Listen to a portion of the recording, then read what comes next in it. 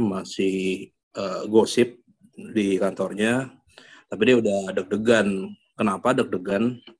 Bininya tuh baru lahiran berapa hari yang lalu. Welcome to Talk Podcast. Let's talk now bersama gue Andri, dan untuk episode kali ini gue kedatangan dua orang guest. Yang satu ini adalah HRD yang banyak dicintai oleh timnya dan juga tim dari company lain. The one and only Yudi Arisandi. Apa kabar, bro? Halo bro, apa kabar? Baik. Baik juga, bro. Dan Maaf satu lahir lagi. batin lah Oh semua, ya, maaf lahir batin mohon buat semua yang maaf lahir dengar nih. batin. Ya, betul. Dan satu lagi, guestnya ini juga sudah tidak asing lagi lah ya, kalau Anda memang followers podcast saya, orang yang suka bikin masalah, orang yang suka bikin keributan dan pernah klarifikasi minta maaf. The one and only juga Om Wahyu dari Desain Trend. Apa kabar, bro? Halo. Minal aidin wal faizin buat semuanya ya. Kalau sama tiket saya nggak ada salah kan, Pak? Kayaknya belum ada ya. Ada, Tapi pernah nggak udah ada di YouTube. Udah ada di YouTube. Oh gitu. Harusnya ada deh, kayaknya pernah ada deh, gue pernah ada. Nggak, tapi Ada maksudnya di YouTube, Pak. kalau masalah tapi belum dong. Tapi seneng aja kita dapat gitu kan, bagus tuh. Iya, betul. Nggak lama langsung direspons itu sama tim desainnya berapa saat kemudian. Iya makanya. Iya.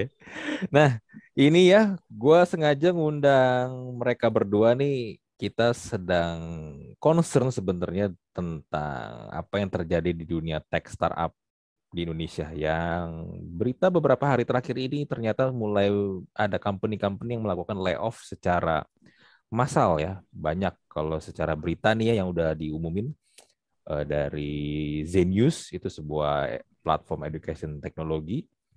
Lalu juga ada Link Aja, dan terakhir tadi gue baca berita yang baru diumumin adalah jadi.id.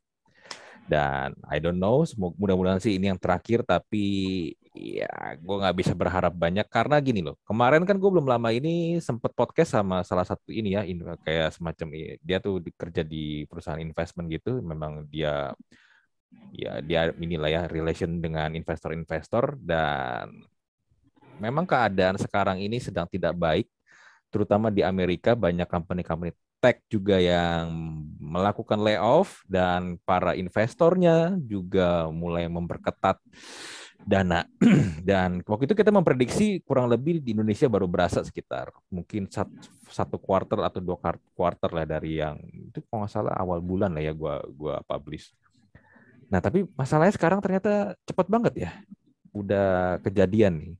Nah, Om Wahyu sama e-commerce kemarin ini kan bikin form buat orang-orang yang kemarin di layoff sama company-nya, itu bisa isi form di situ, dan siapa tahu nanti ada HRD atau recruiter dari company lain yang bisa lihat.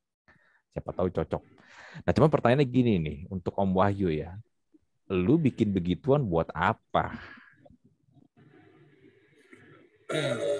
Gimana ya? Itu pertama sih itu idenya si e-commerce ya. Malam-malam tuh dia tiba-tiba ngechat gitu, bro, kita bikin ini form untuk layoff bla bla bla bla. Ya gue nggak pakai mikir panjang, langsung gue yain aja gitu, langsung gas Pak. Soalnya gimana ya, saya juga ngerasain ya perasaannya teman-teman yang ke layoff itu tuh, karena sebelum-sebelumnya juga banyak tuh yang nge-DM saya, apalagi e-commerce itu pasti udah banyak yang nge-DM dia, cerita-cerita soal waktu itu masih gosip, Om, kantor saya ini kayaknya bakal ada pengurangan gini. Sampai waktu itu ada satu orang dia tuh nge-DM masih gosip di kantornya, tapi dia udah deg-degan. Kenapa deg-degan? Bininya tuh baru lahiran berapa hari yang lalu gitu. Baru lahiran berapa hari yang lalu, terus duitnya banyak kepake di situ lah. Dia sumber penghasilannya ya satu-satunya harapan dia dari gajinya itu gitu kan. Dan ketika dia tahu gosip itu dan kayaknya dia suspek kalau namanya itu ada di dalam list, udah runtuh harinya gitu. Itu saya dengar cerita kayak gitu wah lama tuh saya balas DM-nya. Saya diamin dulu, terus saya pikir anjing ini kalau kena di saya gimana nih. Ya udah, pas si e-commerce ngechat kayak gitu tanpa pikir panjang, satu-satunya yang tujuan yang kebayang pada saat itu adalah kita tuh pengen bikin semacam Tinder cepat gitu lah, Tinder untuk recruiter, Tinder untuk job seeker gitu. Di mana mereka tuh bisa si recruiter bisa match, bisa temukan teman-teman yang layoff itu. Karena ya saya tuh nggak mau mereka yang kena layoff lama-lamaan tanpa kepastian gitu kan, tanpa kepastian nungguin kerjaan, susah apply gitu. Ya harapannya sih sebenarnya itu, mudah-mudahan mereka tuh nggak lama-lama gitu nganggur. Itu aja sih sebenarnya. Ya karena sekali lagi saya dan e-commerce dan mungkin teman-teman yang lain juga punya sedikit kekuatan gitu, sedikit suara yang lebih besar gitu. Ya kenapa nggak dipakai buat sesuatu yang baik gitu. Walaupun kadang-kadang dipakai untuk sesuatu yang kurang bagus. Nah, tapi gini loh, yang gue lihat ya, ternyata memang isi banyak dan sampai berapa kali gue coba ngintip pun itu error berapa kali ya di form yang kalian bikin itu ya, sama di spreadsheet-nya juga ya. Ya itulah bukti bahwa sebenarnya di sekitar kita tuh banyak orang yang bahkan dia itu nggak kena layoff, tapi entah apapun alasannya, itu mereka selalu ingin mencoba mencari sesuatu yang baru, entah karena mungkin masalah penghasilan kah, atau mungkin memang karena udah nggak betah gitu. Tapi ya faktanya bisa kita lihat dari spreadsheet itu gitu, bahwa banyak banget orang yang nyari kerjaan. Ini kan kita udah buat dua spreadsheet. Ini spreadsheet yang kedua nih. Yang pertama itu lumayan rame banget dan bisa dibilang sebenarnya kacau dalam artian yang ngisi itu nggak sesuai dengan target kita gitu. Karena banyak orang yang ya dalam tanda kutip ikutan lah gitu, berharap bisa di recruiter juga gitu kan. Tapi di form yang pertama itu kalau saya nggak salah sampai 700-an orang yang mengisi, dan ketika kita lihat ada banyak orang yang latar belakang itu bukan dari startup gitu, bukan dari tech startup. Di situ yang bisa saya ambil adalah wah, ini dunia yang nggak saya lihat di dalam artian di luar tech startup, nggak tahu nih sekacau apa gini, atau turnover itu seperti gimana gitu kan. Masa kita nggak mengambil action gitu, walaupun sedikit itu membantu kalau menurut saya. Itu sih. Sebenarnya gini ya, ini kalau menurut opini pribadi gue ya, kan yang gue lihat kan sebenarnya memang company tech startup ini kan masih banyak yang belum bisa profit ya, dan masih mengandalkan dana investor. Dan I don't know, gue adalah salah satu orang yang sebenarnya tidak setuju dengan cara seperti itu sih, bakar duit terus. Karena ya biar gimana pun bisnis, ya lu harus bikin profit lah. Dan akhirnya kan kejadian kan ketika para investor ini udah nggak bisa kasih duit lagi, ya salah satu yang cara dipakai adalah layoff. Nah kalau gue pengen denger nih dari lu nih bro, Dudi. Bro, lu sendiri sebenarnya kan, lu kan juga kerja di tech company lah ya, tapi kan ya yang kita tahu kalau tiket itu kan sebenarnya secara company udah profit lah ya, bukan yang ngarepin pendanaan terus kan bro. Tapi lu ngelihat gak sih bro, sebenarnya memang tren ini memang bakal datang, atau lu sendiri juga yang di lingkungan tech sendiri, lu ngelihat wah kok ini tiba-tiba lu juga kaget gitu bro? Ya, sebelum gue jawab, mungkin gue mesti say thank you dulu ya sama Om Wahyu dan e-commerce ya, yang udah inisiatif yang tadi diceritain tadi. Gue langsung DM mereka juga tuh waktu itu, dan gue langsung share ke tim gue untuk suruh liatin, karena kita kan masih tetap nyari juga tuh. ini adalah upaya bersama yang paling nggak bisa kita lakukan untuk support satu sama lain. Karena di situasi seperti ini ya inilah gitu yang akan bisa saling memperkuat gitu. Ya, nggak ada cara lain sebetulnya. Ya, nah kalau bicara soal apakah ini sudah diprediksi atau apa, kita pernah ngobrol bro. Kita pernah ngobrol ini. Semua akan corporate pada waktunya, harus cuan, kalau nggak cuan pasti susah. Makanya lu nanya, tim gue tuh tim kecil, gue mulai nggak jor-joran gitu ya. Ada company yang rekruternya 200 gitu ya, gue rekruter cuma 3-4 gitu ya. Karena gue yakin ini cuman bom waktu. Kita pernah ngobrol kan soal ini. Iya, soal bom waktu gitu. Sekarang ini kan lagi glorifikasi tech company gitu ya, di mana startup lah, apalah gitu ya. Terus dari sisi penghasilan juga mungkin di atas gitu ya, di atas industri lain pada umumnya. Bahkan boleh dibilang jadi kayak overpriced gitu ya, talent-talentnya gitu ya, karena saling rebutannya luar biasa. Perang talentnya luar biasa, tetapi ya akhirnya kan seperti sekarang gitu ya, berawal ya benar yang udah bilang tadi, di Amerika udah mulai gitu ya, investor udah mulai nanya mungkin ya ini duitnya nggak balik gitu ya, yang sudah IPO juga ternyata tidak seperti yang diharapkan gitu ya proses perjalanannya setelah mereka IPO, harga-harga saham di luar juga yang perusahaan-perusahaan teknologi kan drop juga gitu. Ini fenomena yang normal, kalau menurut aku normal justru bro gitu ya, karena tadi yang prinsip dasar logika sederhana yang gue cerita dulu gitu ya, ini semua akan jadi corporate pada waktunya, perlu harus ada untung, perusahaan nggak bisa jalan kalau nggak untung, dari mana, apalagi kalau udah public gitu ya, public juga pengen duitnya balik gitu ya. Gua itu sih bro, jadi fenomena ini fenomena yang harusnya sudah ya lu sendiri tadi udah bilang di depan kan, lu juga nggak setuju. Nggak, sampai kapan bakar duit terus gitu. Sampai kapan bakar duit terus. Sebenarnya bukannya salah ya, gue ngerasa kan kita juga sebagai konsumen diuntungin pasti ya dengan itu. Tapi prinsip kehati-hatian kan harusnya penting, menjadi bagian dari proses ini gitu ya, bukan hanya sekedar bakar. Tapi kalau secara bisnis pasti yang gue nggak sejago mereka yang ngerti banget tentang investasi lah ya. Kalau dari sisi HR, ya pada akhirnya yang paling mudah barangkali untuk diselesaikan ya orang. Anggapannya begitu kan. Sehingga upaya pertama yang mungkin bisa dilakukan adalah melakukan efisiensi dengan pengurangan orang. Sampai situ dulu deh.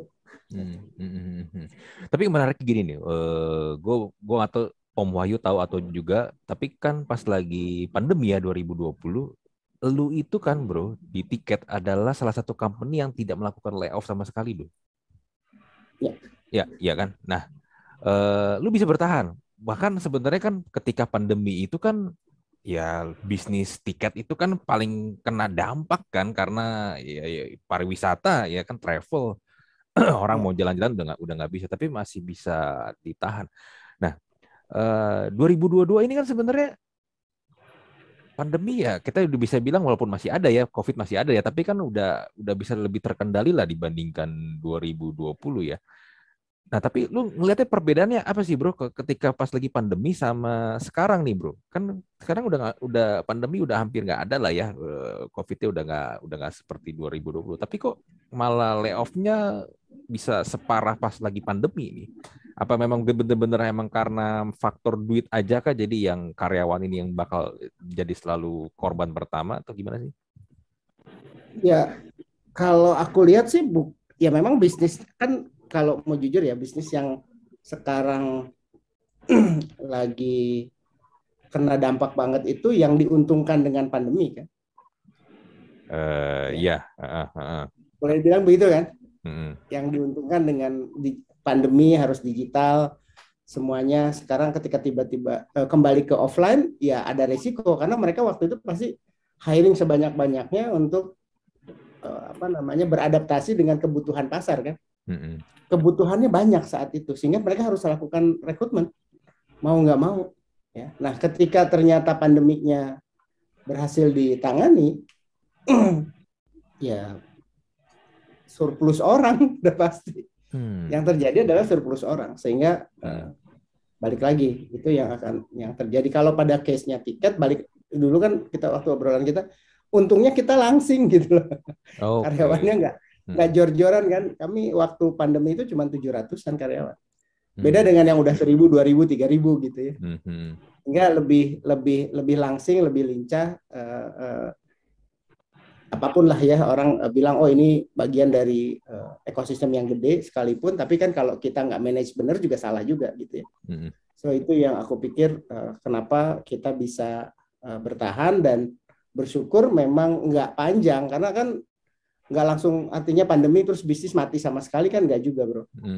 Muncul istilah staycation, kita juga udah mulai itu gitu ya. Apalagi sekarang. Kalau sekarang sih udah kayak balik lagi sih sebenarnya. Iya. Udah kayak balik lagi. Nah, kalau bisnis-bisnis yang lain memang akhirnya kan menyesuaikan dengan kondisi market yang saat ini persaingannya juga luar biasa kan. Iya.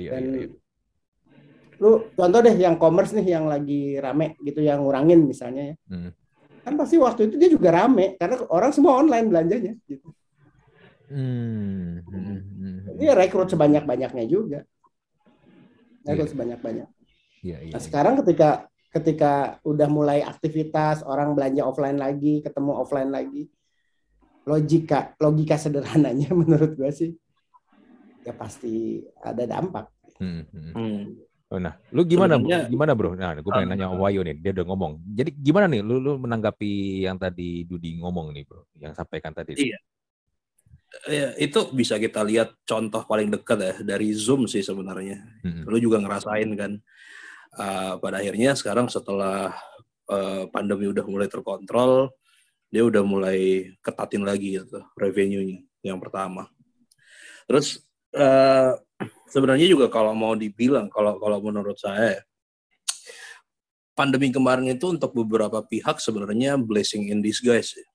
Seandainya pandemi kemarin itu nggak ada, mungkin layoff itu nggak terjadi sekarang, tapi terjadi lebih cepat. Beberapa perusahaan itu mungkin, bukan mungkin sih, ada beberapa lah gitu saya tahu, menggunakan alasan pandemi itu untuk mengurangi karyawannya kemarin, atau mengurangi jam operasional, padahal sebenarnya tanpa pandemi pun juga hal itu juga akan terjadi gitu. Banyak perusahaan yang seperti itu. Artinya ya di tahun 2020, 2021 kemarin itu dalam tanda kutip cukup terselamatkan dengan alasan pandemi. Citra perusahaan itu enggak seperti sekarang, enggak kelihatan gitu kan bahwa kalian layoff hanya gara-gara enggak untung, nggak bisa cari untung gitu. Ya pandemi kemarin menjadi kambing hitamnya. Namun ketika pandemi udah hilang, mau pakai alasan apa lagi gitu loh. Dan iya saya juga setuju sih sebenarnya yang dibilang sama Pak Dudi tadi itu, bahwa ketika akhirnya harus jor-joran rekrut, ya kita nggak, mungkin beberapa pihak itu lupa gitu buat injak rem, atau mungkin karena tuntutan dari beberapa pihak juga gitu untuk harus cepat-cepat nge-develop ini, keluarin fitur ini, benerin ini, itu segala macam. Namun ketika demand-nya tuh udah turun, yang mana kemarin itu sebenarnya bisa dibilang adalah demand musiman gitu ya, walaupun musimnya panjang. Demand musiman, ketika musimnya udah selesai, ya terjadilah apa yang Pak Dudi bilang tadi, surplus. Akhirnya kita nggak tahu nih teman-teman yang mau dibawa kemana gitu kan. Nambahin dikit, Tri. Waktu ini kan kejadian sebenarnya berulang ya. Dulu zaman .com tahun 2000-an kan juga sama ya. Iya, kurang glorifikasi .com waktu itu. .com juga sama. Kasus .com sama. Terus waktu tahun 90 sampai 2000 generasi gua nih gitu ya. Waktu itu kan yang paling keren tuh kayaknya orang IT kan. Tapi kesini orang IT di outsource. IT-nya dikurangin. Ketika sistemnya sudah jalan di perusahaan. Sistemnya udah jalan, ngapain punya orang IT banyak kan? Akhirnya orang IT-nya di outsource. Gue pernah ngalamin di satu company, gue punya IT beberapa orang, akhirnya IT-nya dikurangin, tetapi kita pindahkan, dipekerjakan di outsource. di manage orang dari global aja karena sistemnya udah jalan. Iya. Kemudian muncul .com. Nah ini fenomenanya berulang buat aku tuh berulang. Jadi personally mungkin aku udah ngalamin 3 kali yang kaitannya sama teknologi ya. Kasus-kasus yang seperti ini dulu booming ketika orang memang digitalisasi awal-awal ya, banyak proses digitalisasi gitu ya. Kemudian muncul ke .com, banyak tuh .com gitu. Nah sekarang ya ini startup lah kita sebutnya. Iya. Sebenarnya benar sih, ini kejadian yang sama berulang lagi dan ya lucunya adalah nggak belajar ya. Orangnya itu lagi sebenarnya kalau kita ini ya coba tarik garis benang merah ke paling ininya, lu lagi kan sebenarnya yang ngulangin kan kesalahan ini kan. Dan ya itu nggak belajar dan akhirnya ujung-ujungnya balik lagi yang selalu kena adalah yaitu karyawan yang kena. Kayaknya kesalahan yang sama tapi dari orang yang berbeda ya, dari generasi yang berbeda gitu. Generasi kemarin yang waktu dari waktu .com bubble pecah kemarin itu kan akhirnya orang-orang IT itu ya udah keluar jadi apa tuh software house, akhirnya software house menjamur gitu kan. Jadi konsultan gitu. Konsultan. Iya, benar. Tapi kan sebenarnya ini ya, kalau lu lihat lagi ya, Pak, ya pentolan-pentolannya kan dia lagi, bro. Iya kan? Mereka lagi juga sebenarnya. Nggak jauh-jauh. Dan ya sebenarnya gue sih jujur memang nggak nyangka ya di Indonesia secepat ini loh. Karena kan kabar itu kan sekitar awal Mei ya, dan benar-benar kejadian tuh dalam hitungan minggu, udah bukan quarter lagi. Itu yang gue sih enggak ya, gue sempat dapat kabar ya di salah satu yang tadi lu sebut lah gitu ya. Gue langsung telepon HR-nya karena HR-nya teman gue gitu. Gue nanya, lu gimana gitu. Gue nggak langsung tembak. Gue ada dengar begini-begini, kalau lu ada orang-orang yang lu mau rekomend ke gue lagi hiring, kasih gue dong gitu, gue bisa bantu gitu. Terus, orangnya sempat bilang kayak belum resmi sih gitu, belum ada pengumuman gitu. Dan minggu lalu tiba-tiba dia WhatsApp, Mas udah nih, ntar aku share ya gitu, ntar aku share ya nama-namanya gitu. Barangkali di tempat Mas Dudi ada yang bisa, ada yang cocok katanya. Ya adalah aku bisa prihatin doang jadinya kan kayak gini. Cuman what's next-nya nih buat yang mereka terkena layoff, buat kalian semua yang mungkin juga selama ini apa sih yang dikejar dari karir gitu ya, ngejar gaji gede gitu ya, kerja di perusahaan yang namanya keren dengan apa belakangnya startup atau apa gitu yang keren, atau mau cari kerjaan yang memang secara ya tadi aku sempat merinding tuh tadi waktu Om Wahyu bilang istrinya baru lahiran. Ya itu ya harus diakui gitu bahwa nggak semua orang mungkin buat ada sebagian orang yang ketika dilepas dia dapat pesangon walaupun nggak gede misalnya, nanti kita ngomongin ini, dia apa namanya bisa gampang ya nyari kerja lagi. Tapi kan privilege itu nggak semua orang, ada juga yang susah padahal dia bread butter, padahal dia sumber utama buat keluarganya misalnya, tapi nggak bisa ngapa-ngapain karena keputusan perusahaan sudah final misalnya. Mau berjuang masa berjuang sendirian paling gitu. Iya. Om Wahyu nih, lu mau ada yang lu sampaikan nggak tadi? Kayak lu mau ngomong nih. Iya, soal itu sih tadi yang Pak Dudi bahas soal pesangon. Enggak, sebelum saya ke sana ini nih. Salah satu concern saya itu kemarin dari banyaknya orang yang nge-DM adalah mereka tuh yang posisinya bukan posisi yang seksi gitu. Ya kalau misalnya software developer atau ya programmer gitu ya atau desainer atau apalah gitu mungkin masih gampang untuk dibajak. Tapi kalau untuk orang-orang yang di front line gitu, kayak misalnya yang di bagian CS-nya atau di bagian adminnya, itu kan buat mereka tuh sebenarnya setelah dari sini tuh mau kemana gitu, pusing mereka. Itu tuh banyak banget kemarin yang curhat. Ada satu tuh yang saya ingat, untuk masuk di kantor dia ini aja yang akhirnya nge-layoff dia itu dia 6 bulan nganggur, lempar lamaran ke sana kemari tapi nggak diterima gitu ya, karena memang dia juga lulusan SMA mediocre banget lah gitu. Pas sampai masuk ke sini ya cukup bangga dengan titel dia itu karyawan di mana di startup X gitu. Dan setelah cabut dari sini di layoff, udah bingung deh mau lempar kemana. Bahkan sampai untuk masukin namanya ke dalam form itu pun juga dia udah aduh nggak dulu deh om, jangan dulu, saya mau healing dulu gitu. Ya gimana, saya juga dengernya aduh. Makanya kalau lu lihat belakangan gue nggak terlalu julid-julid amat gitu kalau di story kan, karena ya masih membekas juga sih sampai sekarang. Iya. Masih gue bayangin. Iya. Belakangan tuh emang agak bijak sih.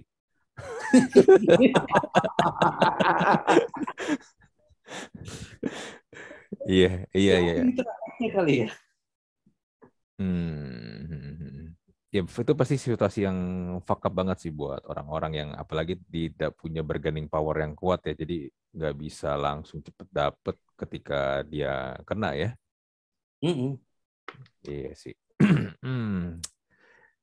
Ya itu sebenarnya pertanyaan gue juga yang gue tanyain ke Dudi nih, itu kalau misalnya kejadian kayak begitu tuh bisa nggak sih sebenarnya tuh HR kasih tahu kalau memang mau ada layoff massal. Ini kan layoff massal ya, bukan yang karena dia nggak perform ya udahlah, atau mungkin dia ada kasus kan ya udah kan, mungkin ada what more notice atau apa kan, bisa ada persiapan, ada preparation ya. Tapi kalau case kayak begini kan layoff massal nih, itu biasa gimana sih bro? Apakah memang hari itu juga dia ada di list ya udah dia out, atau bisa nggak sih dikasih tahu jauh-jauh hari? Harusnya sih enggak ya. Jadi ini kembali ke ini buat para HR ya. Kalau mau yang lakuin kayak Andri tadi bilang bisa. Tapi kalau mau melakukan yang lebih baik juga bisa. Nah kalau gue saranin lakukan yang lebih baik gitu. Diskusikan dengan, karena kan operasi sebenarnya dia bukan ini pengurangannya itu kan karena efisiensi. Bukan karena perusahaannya tutup gitu. Itu kan lain cerita. Kalau perusahaan tutup mungkin beda lagi tuh gitu ya. Kalau tutup merugi 2 tahun berturut-turut kan ada tuh di aturan undang-undang, kalau merugi 2 tahun berturut-turut ya tutup sekian pesangonnya misalnya gitu. Itu ada juga tuh ketentuan di undang-undang di PP yang baru dari Undang-Undang Cipta Kerja tuh. Nah sebenarnya bisa, dan gue kira tuh sekarang banyak juga yang melakukan itu. Which is aku juga respect sama itu. Jadi mereka tuh kayak ngasih kesempatan, misalnya satu pesangonnya dibayar, kemudian juga ada jeda, misalnya oke, gaji sampai bulan ini tetap dibayar. Ada beberapa yang melakukan itu, ya. Jadi nggak serta-merta hari itu diumumkan minggu depan tuh udah bubar gitu. Aku nggak tanya satu-satu ya HR-nya gitu. Tapi ada yang dia ngasih jeda, ngasih waktu. Ya, untuk karyawannya. Nah, ini berdasarkan pengalaman gue dulu, gue di salah satu FMCG tempat gue kerja. Waktu itu kita layoff banyak banget, hampir semua tim sales sama beberapa fungsi support. Yang dilakukan adalah kita kasih dikasih dua jenis. Ada yang dalam 3 bulan, ada yang dalam 6 bulan. Jadi orang itu masih kerja 6 bulan, masih kerja 3 bulan. Kalaupun dia milih nggak kerja karena udah patah hati itu, kita bayar 6 bulannya di luar pesangon. Gitu ya. This is a global company gitu ya. Terus kita bikinin program persiapan menghadapi selanjutnya gitu ya. Ada program tentang seperti pengelolaan keuangan, karena kan mereka dapat pesangon nih bro, supaya bisa dikelola keuangan, kita datengin orang yang ngerti itu. Kemudian sama seperti yang dilakukan sekarang, dicarikan pekerjaan baru, atau kita CV-nya diajarin, ada yang diajarin lagi bikin CV, terus dibantu sama headhunter yang kita tunjuk misalnya ya, untuk bisa bantuin mereka. Pokoknya dipersiapkan ketika mereka akan PHK, dan dilakukan dengan sangat-sangat proper lah saat itu. Dan jadi dampaknya tidak begitu parah lah saat itu, walaupun banyak banget gitu ya yang terkena waktu itu. Nah, artinya apa? Teman-teman yang sekarang ini pun gitu ya, kalau HR-nya bisa memberi ruang itu atau memberikan saran untuk melakukan dengan proper, at least bisa memberikan hak-haknya. Jangan sampai dikurangi, dicurangi gitu loh ya. Jangan jadi pernah ngobrol dulu yang nggak dibayar gajinya sampai hari ini kan ada juga tuh gitu ya, yang nggak bayarin gaji karyawannya sampai hari ini. Nah, apalagi kalau ini kan perusahaannya masih ada, itu kan perusahaannya bukan nggak ada loh. Yang udah lagi layoff ini kan perusahaan masih ada. Jadi ya saya berharap bahwa mereka juga di-treat lebih baik lah gitu ya tentunya. Haknya dibayarkan kalau memang ada jeda yang bisa misalnya kalau salah satu tuh aku lihat Zenius atau apa aku sebut aja misalnya, dia akan bayarkan uang apa? Zenius paling aja saya nggak tahu. Uang kesehatan tuh sampai September misalnya.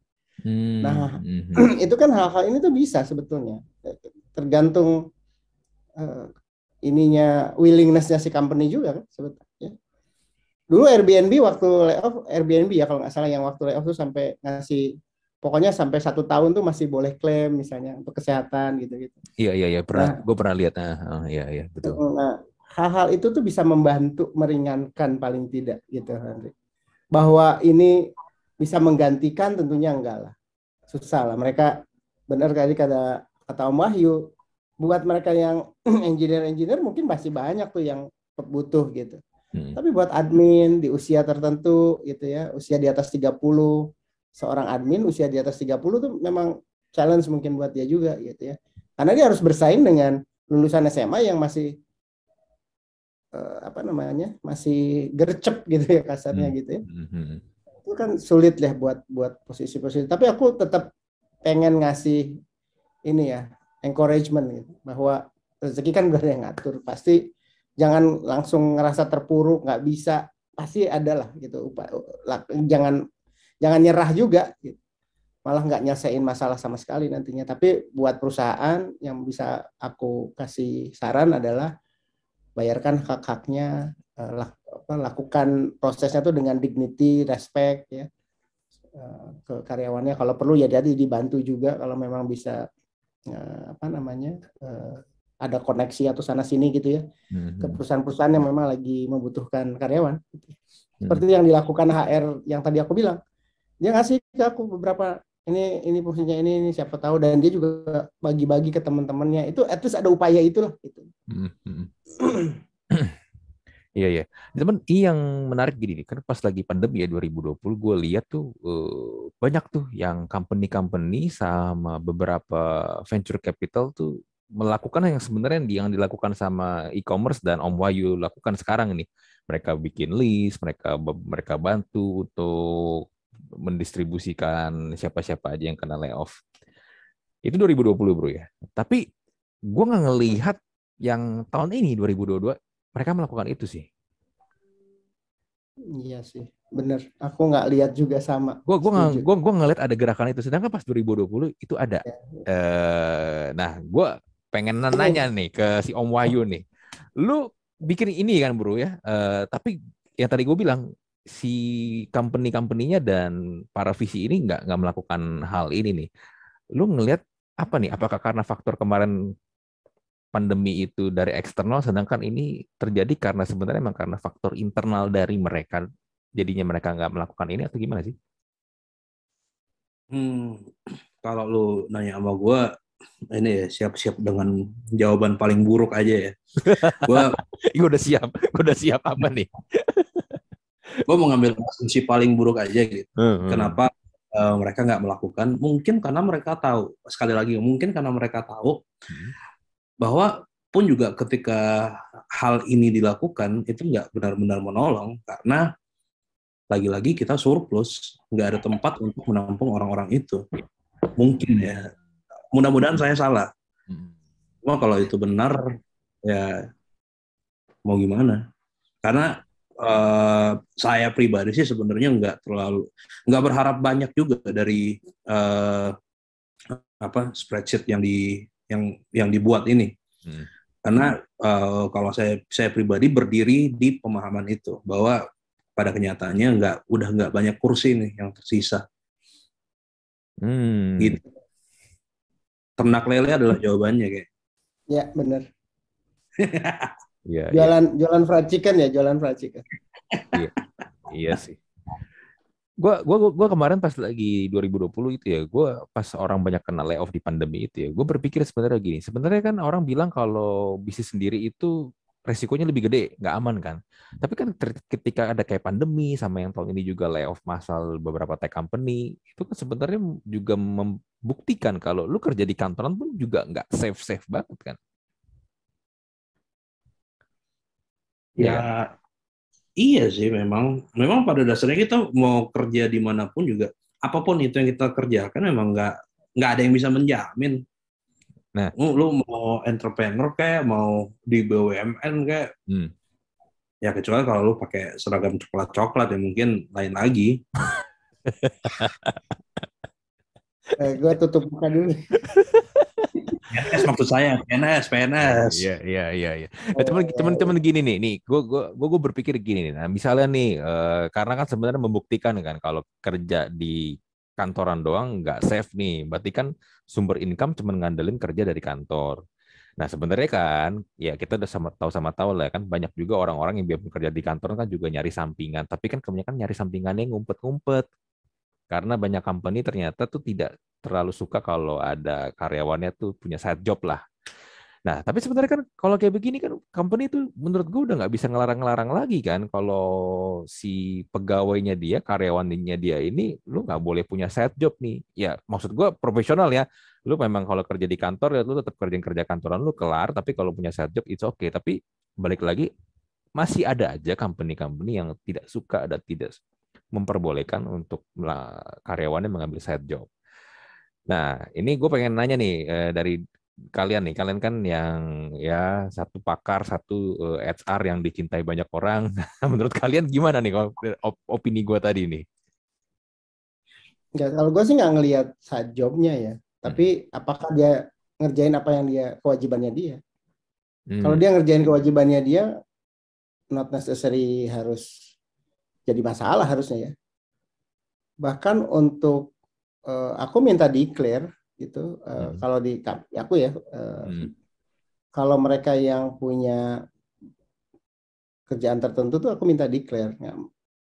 Yang ada yang berani, ada yang enggak, ada yang tanda tangan tuh declare bahwa ini dan tapi akan komit. Termasuk ada beberapa tim aku di tiket itu ngajar dosen. Malah kita encourage. Gitu ya. Kita encourage. Tapi dia mengajukan permohonan gitu. Ya, sepanjang tidak ada konflik of interest, pekerjaan kelar, gitu-gitu loh. Intinya kan ke sana sebetulnya. Bukan soal side job boleh atau enggak. Company juga nggak bisa penuhi semua kebutuhan mereka. Tapi ketika side jobnya lebih mendominasi dibanding menyelesaikan pekerjaan, itu masalah. Akhirnya dia akan kehilangan pekerjaan kalau kayak gitu malah. Kalau aku gitu ya prinsipnya. Nah, kalau Om Wahyu gimana nih? Saya juga sih sebenarnya poinnya adalah pun juga kalau si orang ini tetap dia nggak punya side job gitu, tapi kalau memang pada dasarnya dia nggak perform sama sekali, ya tetap ancur-ancur aja gitu. Artinya side job itu poinnya tuh bukan di side job sebenarnya, tapi seberapa profesional, seberapa bertanggung jawab dia sama amanah yang dikasih gitu kan. Bijak banget ini. Karena baru kenal hari ini langsung ketemu orang bijak. Saya ubah nih modenya jadi mode agak gelap. Jangan. Iya. Karena ini kalau dari sudut pandang gue juga ya sebagai orang yang ngelit tim, pernah ngelit tim. Gue tuh pernah bilang, gue sebagai atasan lo atau misalnya company deh, kita tuh hanya beli waktu lo dari jam 8 sampai jam 6. Di luar dari itu lo mau ngapain terserah urusan lo. Yang penting apa yang kita kasih ke lo itu selesai dan bisa lo pertanggungjawabkan. Kalau masalah lo mau nyari tambahan atau apa gitu ya, siapa saya gitu untuk melarang gitu kan. Kayak gitu. Karena iya benar, saya juga setuju sama Pak Dodi pada akhirnya lagi-lagi perusahaan kan nggak bisa menjamin 100% gitu. Misalnya ke saya deh, perusahaan nggak bisa menjamin 100% ke saya. Saya dengan kerja di sini tuh cita-cita saya, apa yang saya inginkan itu bisa tercapai gitu. Nggak bisa kan? Ya realitanya seperti itu. Tapi lagi-lagi, kalau memang perusahaan memberikan kelonggaran untuk melakukan side job, ingat, Anda itu dibayar ya. Jangan hanya gara-gara ada aturan kalau di PHK itu dapat pesangon, Anda cari masalah biar di PHK, biar dapat pesangon, itu namanya Anda bajingan. Betul, benar banget. Iya. Nah kalau pesangon tuh biasa dapatnya berapa sih dari besaran gaji, bro? Tergantung masa kerja, bro. Tergantung masa kerja. Jadi, Jadi orang gini, beda-beda kalau ya. ya secara perundangan itu kan kemarin yang ramai itu kan, yang ramai di Cipta Kerja itu kan jumlah besaran uang pesangon memang jadi berkurang. Ya, tetapi yang berkurang itu sebetulnya pengalinya saja gitu, bukan besar. Kan ada faktor pengali gitu ya, ada faktor pengali. Kalau dulu misalnya pesangonnya dikali 2, kalau itu yang PHK-nya inisiatif perusahaan. Kalau sekarang dikali 1 gitu ya. Atau ada yang dikali setengah malah gitu ya. Nah, tergantung jenis PHK-nya. Jadi di undang-undang pun diatur tuh jenis PHK apa, pesangonnya berapa. Jadi komposisi kompensasi, aku bilangnya gitu ya. Kompensasi yang didapat oleh pekerja itu ada yang namanya pesangon, kemudian ada yang namanya penghargaan masa kerja.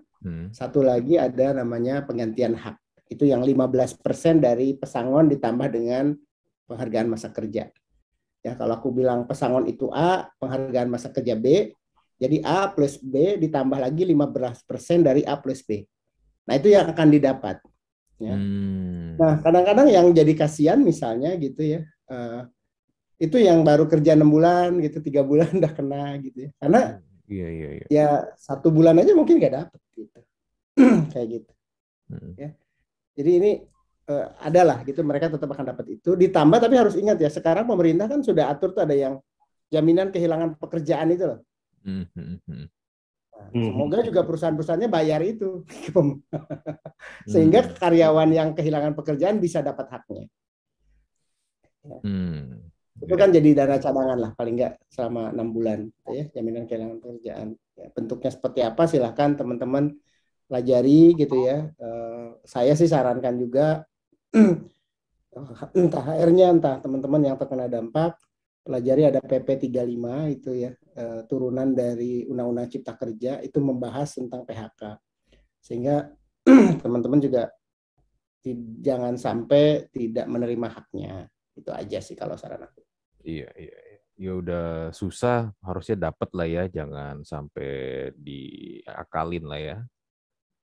Tapi harusnya enggak lah, aku yakin lah teman-teman, aku kenal teman-teman HR-nya, mereka orang-orang yang mau bertanggung jawab lah pasti dengan hal-hal kayak gini. Iya. Hal normatif gini harusnya bisa lah mereka. Iya. Dan perusahaan ini juga harusnya bisa penuhi lah. Saya yakin banget. Betul. Jangan sampai juga pakai jasa ormas ya. Untuk iya, betul. mengintimidasi. Masih ada kan jasa ormas. Emang ada pakai gitu, Dri? Halal lu itu yang salah satu orang yang ini ya bikin itu rame ya. Gue jadi tahu juga dari mereka kan. Iya. Gue juga tahu dari lu tahu gak ada ini ormas as a service. Oke. Iya.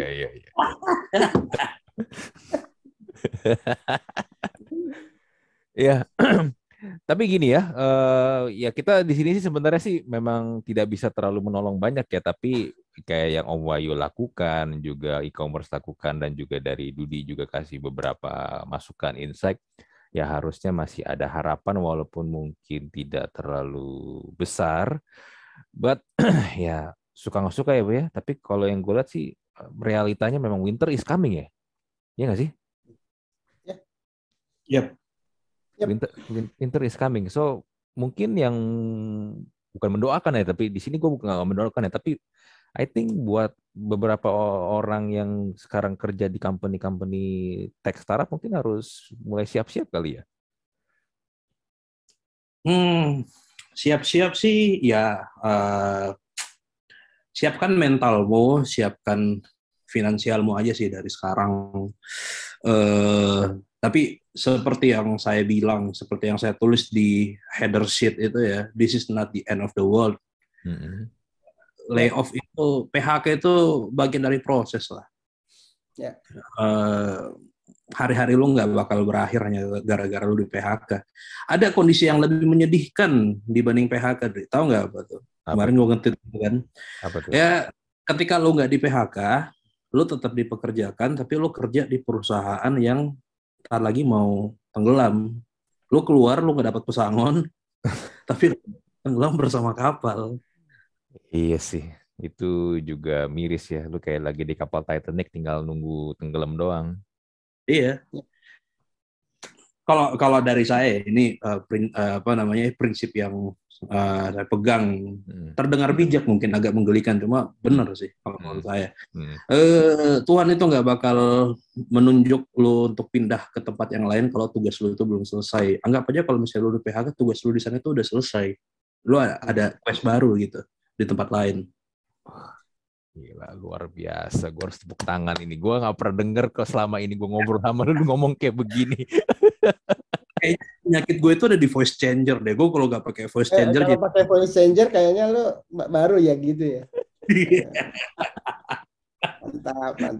Tapi bener banget sih, Indri. Gua kan di HR tuh ini tahun ke-23 gitu, 4 mungkin ya.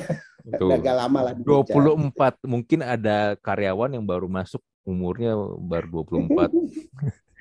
Itu ya. Dan tentunya apalagi gue dulu kerja 10 tahun di retail gitu ya.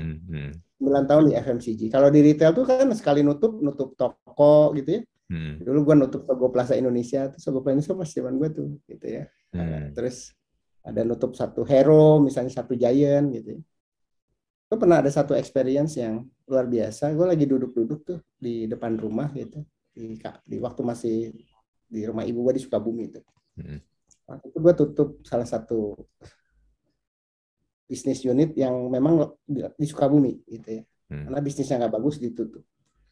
Tiba-tiba ada yang lewat, terus mundur lagi. Ada orang lewat naik motor, terus mundur lagi. Pak Dudi gitu ya. Gitu. Terus aku lihat, oh ini bekas karyawan tuh. Dia bilang, Pak, apa kabar gitu, biasa ngobrol gitu. Jadi bilang, nuhun Pak, untung saya di PHK, ternyata sekarang saya lebih enak. ini this is true story. Makanya saya setuju banget tadi sama yang Om Wahyu bilang. Dia bilang, karena dengan di PHK saya jadi, sekarang kan saya punya pengalaman nih. Saya tahu supplier makanan ringan segala macam. Dia sekarang masukin ke warung, gaji dia dengan kerja hanya nganterin stok itu jauh lebih tinggi dari gaji dia sebagai karyawan yang kerja harus 8 jam. Dan dia masih bisa ngantar anaknya sekolah, segala macam. Dia cerita. Saya yang tadinya takut gitu, sedih gitu. Ini takutnya marah-marah masih gitu karena gue yang PHK. Ternyata malah senang dia. Ya, tapi memang mungkin tidak semua story seperti itu. Ada juga yang story uang pesangon habis gitu ya. Segala macam. Tapi balik lagi tuh tadi ya kata-kata bijak Om Wahyu aku nggak ulang, itu benar-benar banget gitu ya. Dan jangan, buat teman-teman yang mungkin di sini terkena dampak, jangan patah semangat ya, tetap cari usaha ya semaksimal mungkin. Buat teman-teman HR yang memang lagi cari orang, mungkin bisa memanfaatkan list yang dibuat oleh Om Wahyu sama e-commerce. Dan teman-teman yang saat ini masih diberi rezeki untuk bekerja, kinerja lu mesti lebih baik. Ya, hidup lu hari ini tuh hidup yang diimpikan banyak orang. Ya, kerja yang sebaik mungkin. Karena kalau lu kerja sebaik mungkin, perusahaan juga mungkin mikir-mikir gitu kalau mau rilis lu. Yang dirilis itu biasanya mungkin yang juga biasa saja gitu. Atau fungsinya memang tidak ada lagi. Bagus tapi fungsinya tidak ada lagi. Nah, mendingan bagus aja. Karena kalau bagus, lu juga kondisi lu keluar juga bagus. HR-nya pun akan merekomendasikan ke tempat lain dengan bangga. Anak ini bagus banget gitu. Lu ambil deh. Iya. Betul. Itu aja sih pesan gue. Iya sih.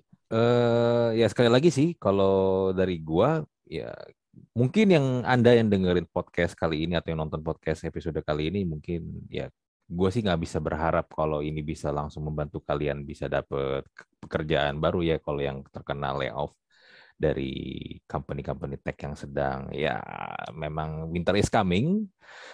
Tapi mungkin ini kali ya, kalau mengutip, kalau tadi kan kalian udah kasih kalimat-kalimat bijak, gue juga mau ada kalimat bijak dari gue sendiri nih. Kalau mengutip dari sebuah tagline dari sebuah produk ya, ya mau kemana semua ada tiketnya.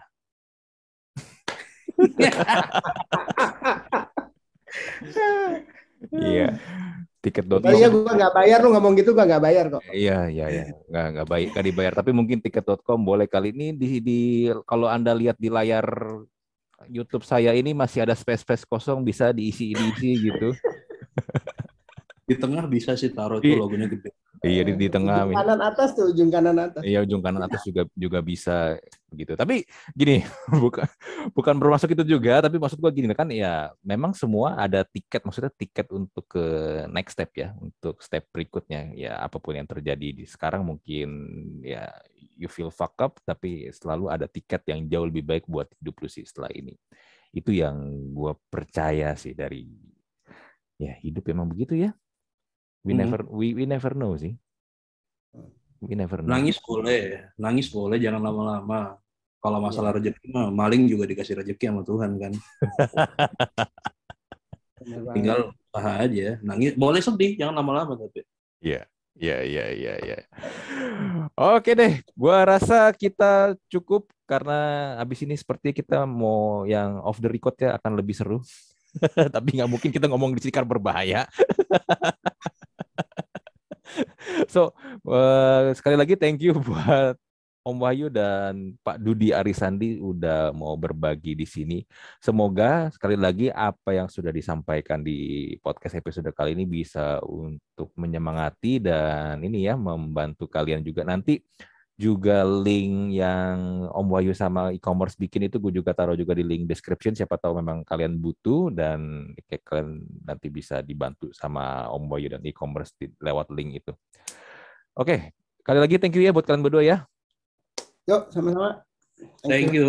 Thank you. Oke, gua close dulu untuk Talk to Talk podcast episode kali ini. Gua Andri, Om Wahyu dan Pak Dudi Arisandi mohon pamit. Kita jumpa lagi di Talk to Talk podcast episode berikutnya. Bye.